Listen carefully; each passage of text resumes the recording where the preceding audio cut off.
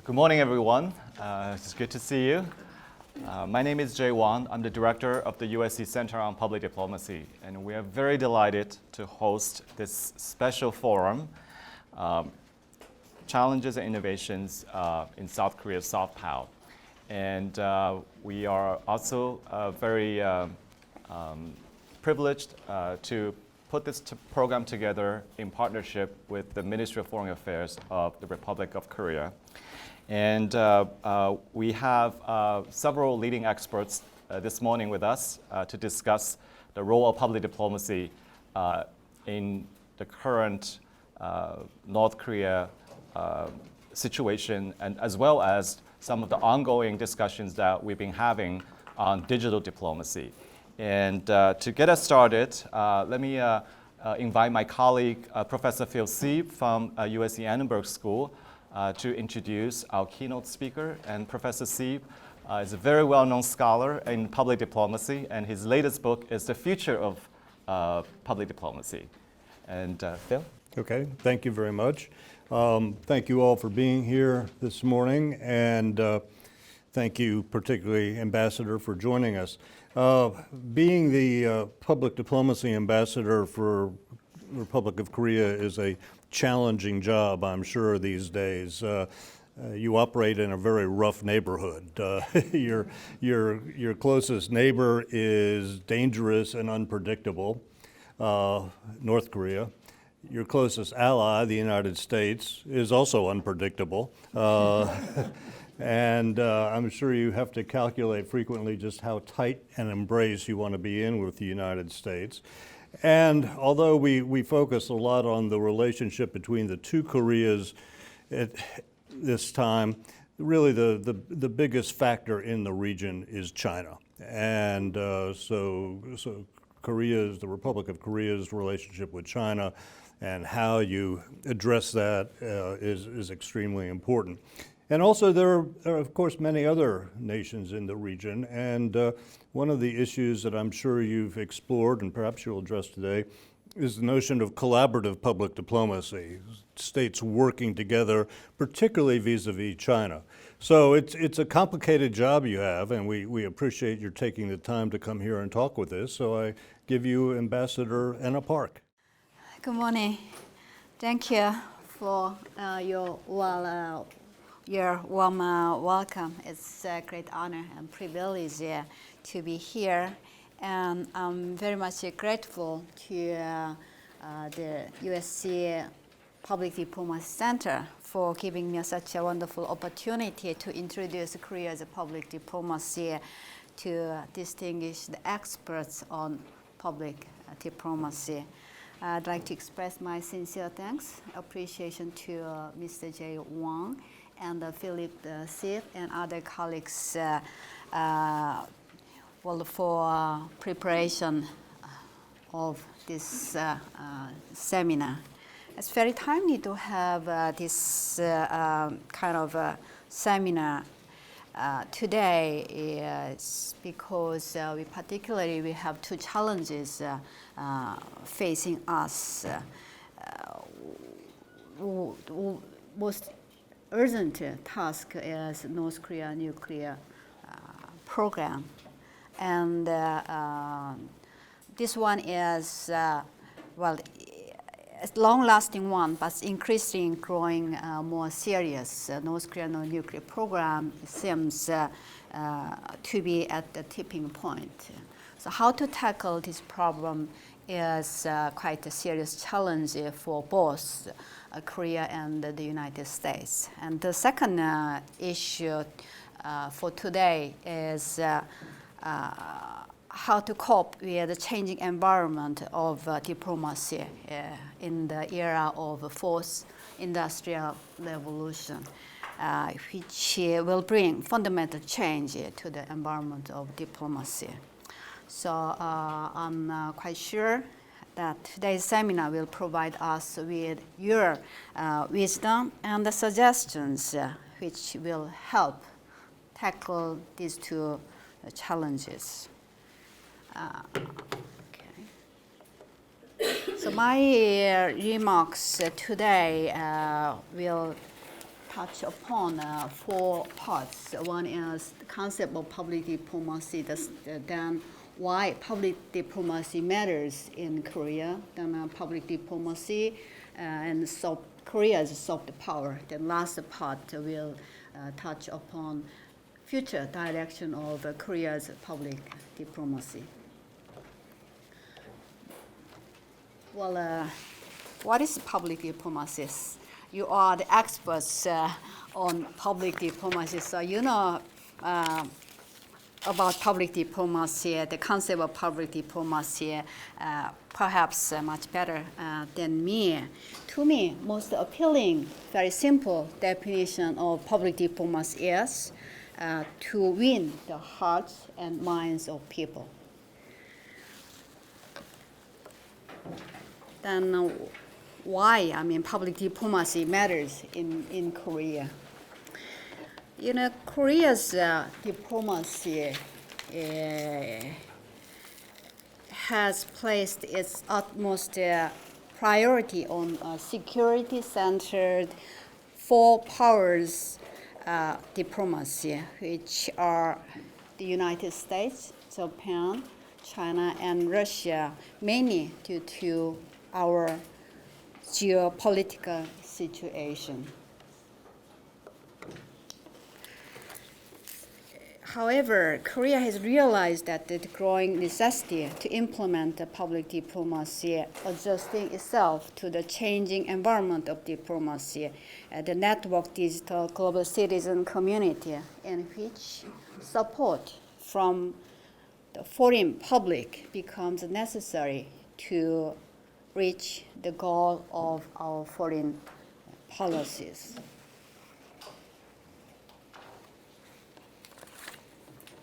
Therefore, we adopted public diplomacy as an important means to achieve our foreign policy goals through building a positive image of Korea and promoting a better understanding on Korea, as well as friendships between peoples of Korea and other countries. We try to contribute to mobilizing support for Korea's foreign policy. Well, then let's have a look at Korea's soft power as means of public diplomacy. Well, in terms of hard power, according to IMF statistics, Korea ranked the 11th economic power in GDP, in terms of GDP. Then according to GFP, global firepower, also ranked 11th in military power in the year of 2016. Then what about soft power? According to the soft power study 2017, Korea ranked 21st.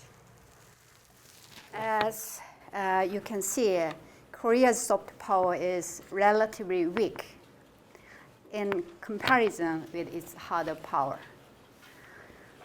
Nevertheless, Korea has various soft power assets, such as its pop culture, so-called Korean wave, cutting-edge information and communication technology, and its achievement, economic development and democratization, values and institutions of democracy, high achievement of education, and successful global enterprises like Samsung and Hyundai also served as important soft power assets. Soft power is a kind of relative concept, and its influence is different depending on the target country. Well, Korea is still in its initial stage of public diplomacy.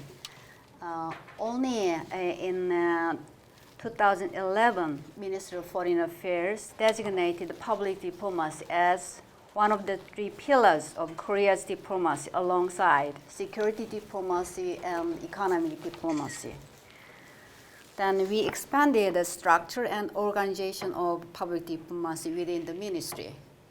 Then we also increased our public diplomacy budget. Well, we allocated $50 million for public diplomacy projects to be conducted by public diplomacy divisions within the ministry.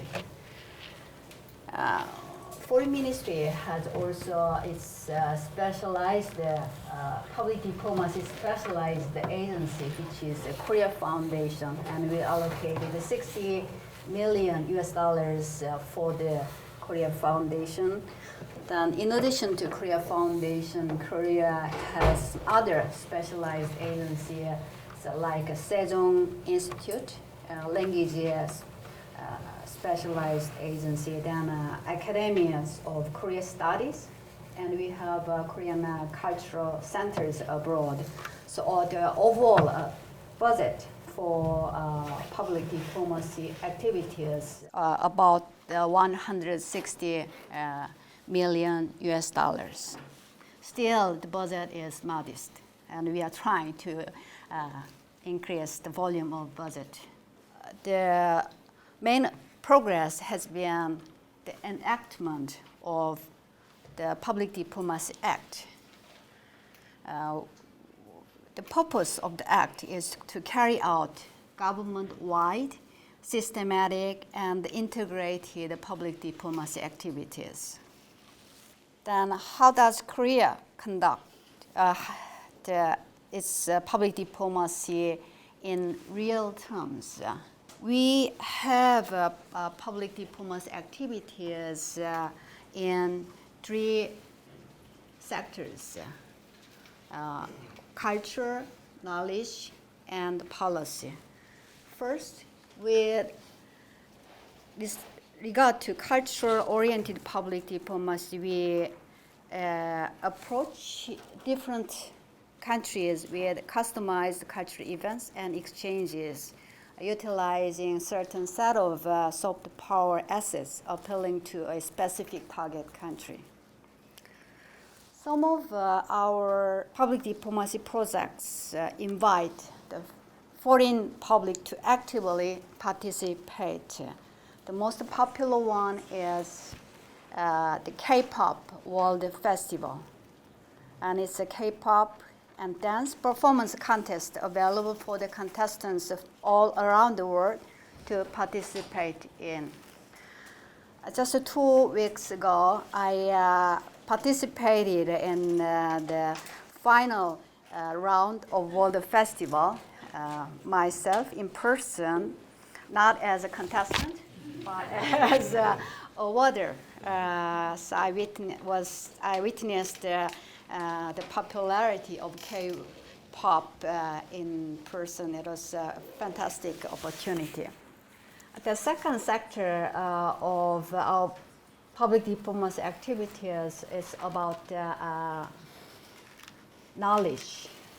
Since there are many people who cannot distinguish South Korea from the North, and some people even they don't know where South Korea is located and what it is like. So we are making efforts to enhance a better and accurate understanding on Korea across the world. There are also those who still only think of Korean War or famine upon hearing the word Korea. In other words, we call it Korea discount.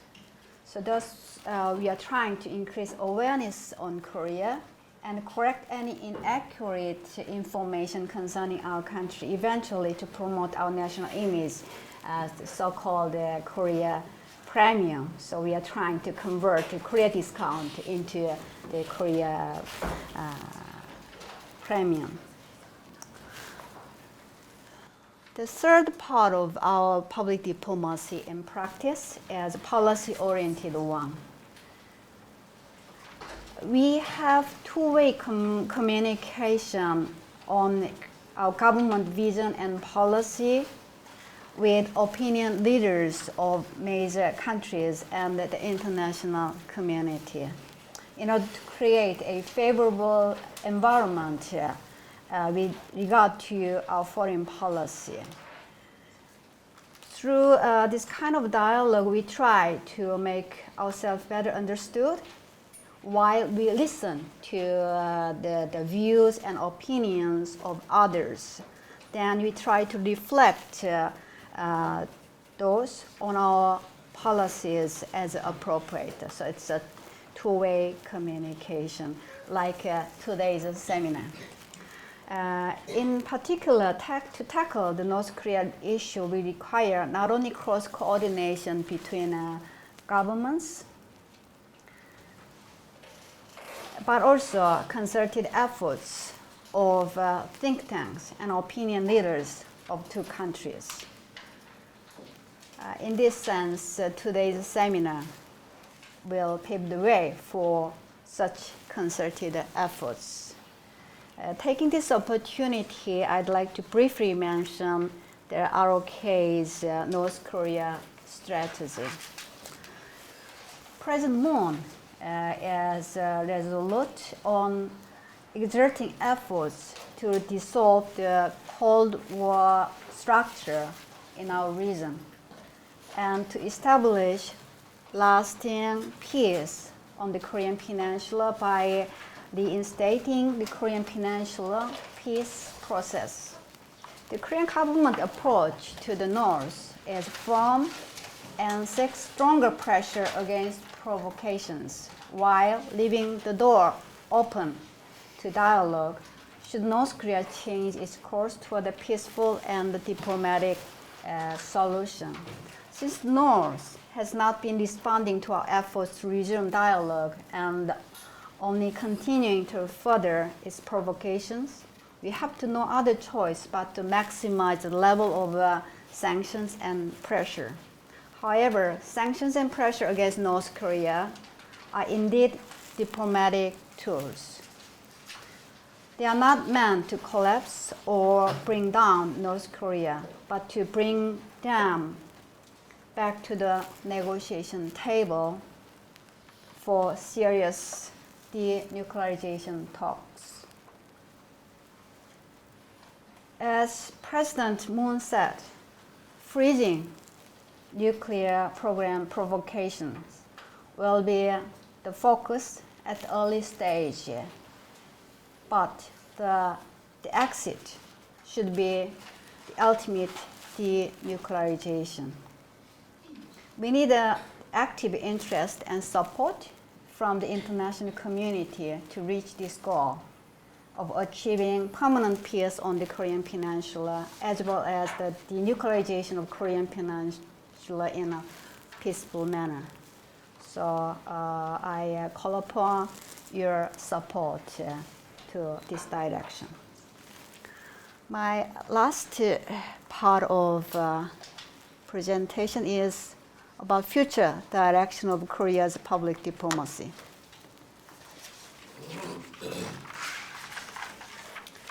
Public diplomacy has been evolving in its content. The evolution of public diplomacy can be broadly divided into three stages. The first stage, public diplomacy 1.0, the initial generation of public diplomacy, is a propaganda type done during the Cold War era. One side sale of its ideology and system.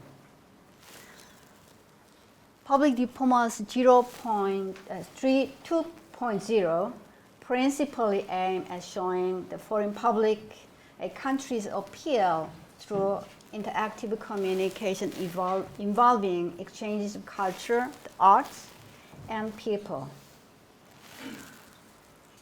Public diplomacy 3.0 is said to be the most evolved one and the 21st century style form of public diplomacy.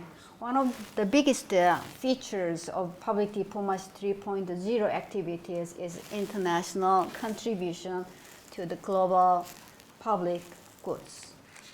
Korea's public diplomacy activities mostly belong to the public diplomacy 2.0, and but we are moving toward public diplomacy 3.0. In this regard, we integrate more version 3.0 elements in our public diplomacy strategy. So our government is aiming to strengthen its global contribution and to play a more active role in global agenda, including ODA, green growth, disaster relief, human rights, gender equality advocacy, rule of law, and peacekeeping activities.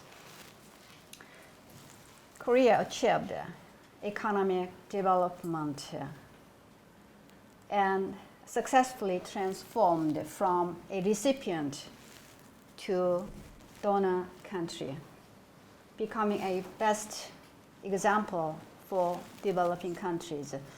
In that sense, we are also trying to make effort to share our experience in development with other developing countries.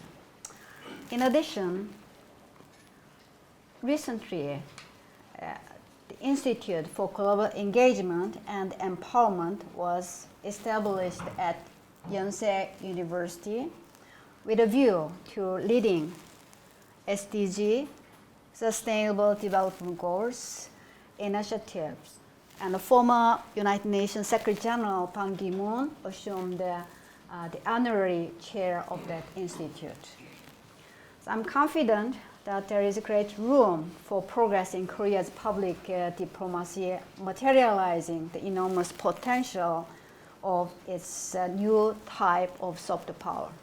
So I'd like to conclude my remarks by emphasizing the role of public diplomacy in further consolidating the ROK and US alliance. Born of the candlelight rallies and the earnest aspirations of people for greater transparency and accountability in our democracy, my government is committed to public diplomacy and outreach, both inside and outside the country, to a whole new level. Central to this effort is to assure the continued grounding our alliance in the hearts and minds of our two peoples. So we will take our alliance from good to greater together. In order to achieve this goal, I call for the active and strong support of all of you here. Thank you.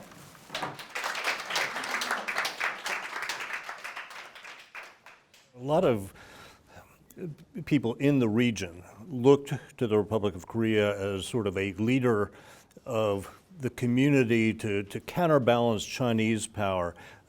Is Korean soft power geared to that as well, or is it more generalized? Does Korea see itself as a counterbalance to China? Well, I don't know whether we can counterbalance China. Korea-China relationship is rather complicated. In terms of economic relations, China is the number one partner in terms of trade and in terms of investment. Chinese economic development provided us with a great chance to upgrade, to re-energize our economy, while Korea's contribution to Chinese economic development is also quite essential one. So both sides appreciate the economic benefit we mutually enjoyed.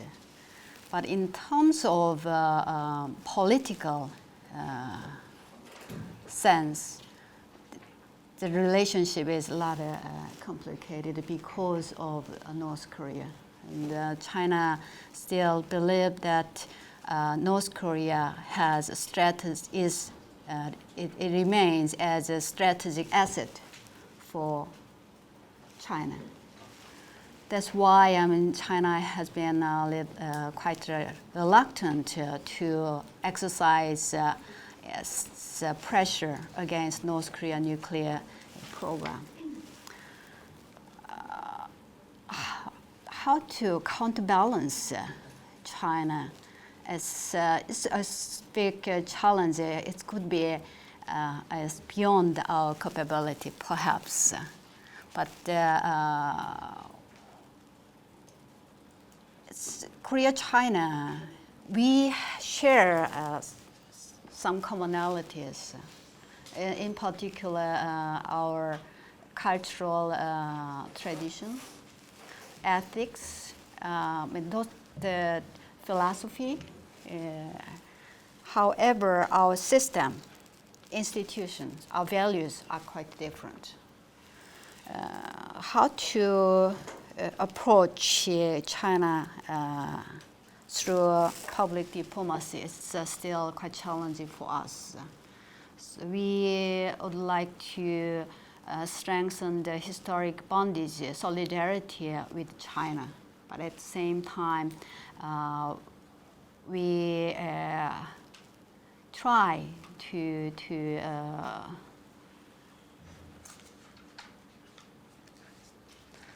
China play a more constructive role in our region as emerging power. It's already emerged the power. It's a big challenge not only for Korea but for other neighboring countries like Japan, how to counterbalance China, and also a big challenge for the United States. So we need somewhat collaboration to how to deal with the emerging, the stronger power China is now enjoying. And in the future, the power of China, it will grow. There is no question about that. But how to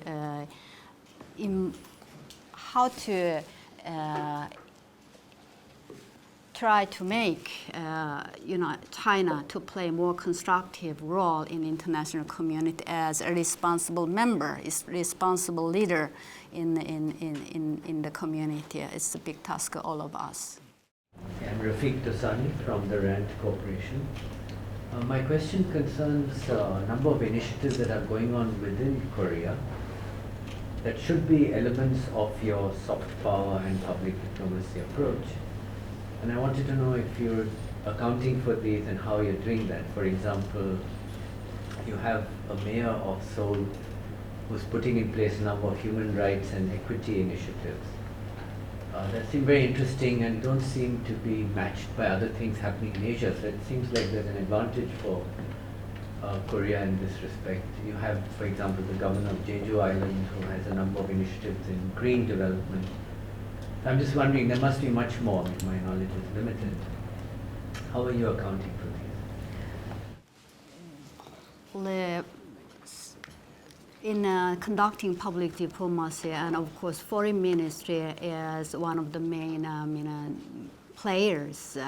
But in addition to foreign ministry, local government like Seoul, cosmopolitan city, or Jeju city, they are also conducting a lot of public diplomacy activities, and I believe that the local government's activities are also great asset to us. Seoul Mayor Park, he is very well-known advocate for human rights and rule of law. So they are trying to make Seoul more transparent and a more friendly city for the people. And they have many initiatives to make people happy and people-centered city.